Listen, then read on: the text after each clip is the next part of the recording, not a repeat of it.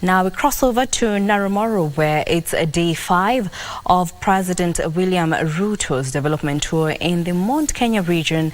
And remember, the president's itinerary kicked off with the commissioning of a 3-story, 175-bed capacity Narumoro Level 5 hospital in Narumoro, KNA constituency. Now we join our reporter John Jacob Courier to give us a detailed report.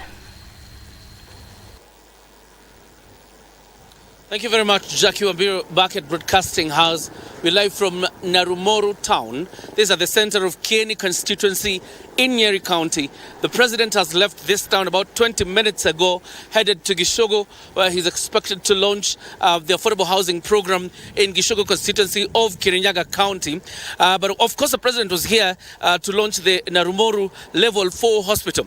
This hospital is built in conjunction with the county government, and it will be a critical cog in the development of health in KNA constituency. Most of the residents here have been leaving this place to seek for medical treatment in Nyeri PGH, that is in Nyeri town, and of course have to drive or take a ride that covers several kilometers before you get to Nyeri town.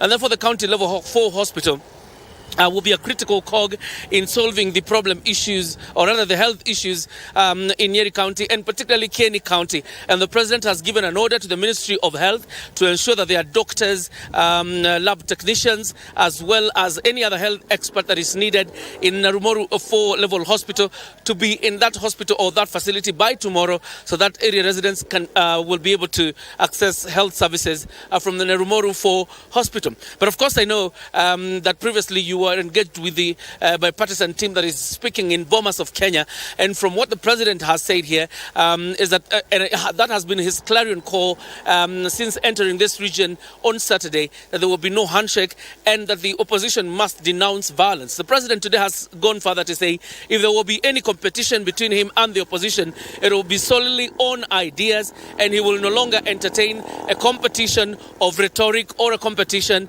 that involves violence where people go to the streets and destroy people's property. The president very clear that he will no longer allow demonstrations on the streets, and he says the opposition should start reorganizing themselves for the elections in 2027, and that is the only contest, the other contest that he expects that he will have with the opposition, that is the year 2027. Otherwise, the president says there's a government in place delivering services to the people, and therefore the opposition should focus their mind on either preparing themselves for the elections in 2027 or giving ideas to the government generally on how to solve some of the problems that are affecting Kenyans, and not to demonstrate in the streets. Like I said, the president is headed to Gishogo in Kirinyaga County, where he's expected to launch that affordable housing program. And after that, the president will be in Thika, that is in Kiambu County. There is a water project to be launched in Thika, and then an affordable housing project also to be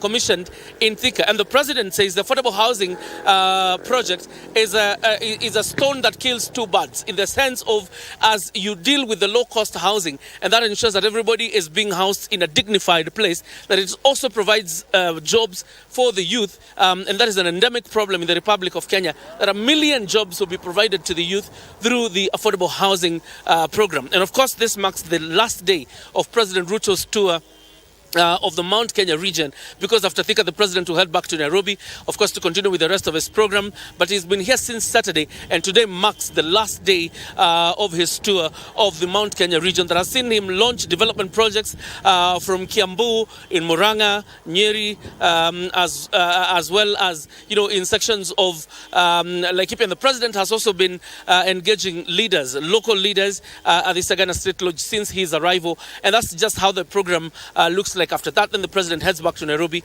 for, you know, his normal schedule and duties. So for now, that's it. Jackie Wambiru, I want to hand you back to Jackie Wambiru in studio, and thank you very much. Back to you, Jackie.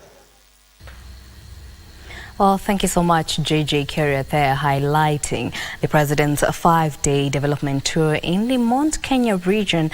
And this afternoon, he's expected to launch affordable housing at Gishugu town in Gishugu constituency, Kirinyaga County. At the same time, he will later on commission the Karimeno water project at Ngoigwa in Thika town constituency, and the launch of affordable housing project at Thika town constituency will culminate the president's Mount Kenya development tour Wednesday.